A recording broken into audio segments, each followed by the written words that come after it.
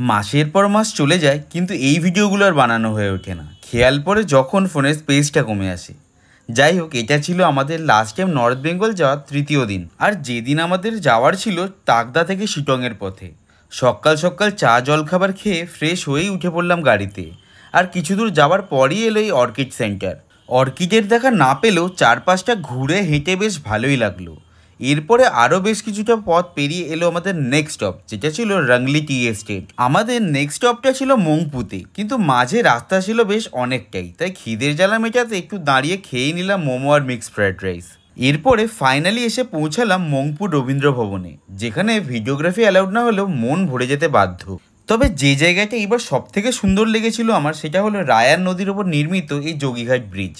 এই জায়গাটায় আবারও আসতে চাই আমি। অবশেষে আরও কিছুটা ট্রাভেল করে এসে পৌঁছালাম শিটংয়ে লোকেটেড আমাদের হোমস্টেটায়। আর শিটংয়ের সৌন্দর্য নিয়ে সত্যিই আমার কিছু বলার নেই। খিদে বিশেষ ছিল না, তাই কফি আর ইভিনিং স্ন্যাক্স দিয়ে শেষ হলো দিনটা।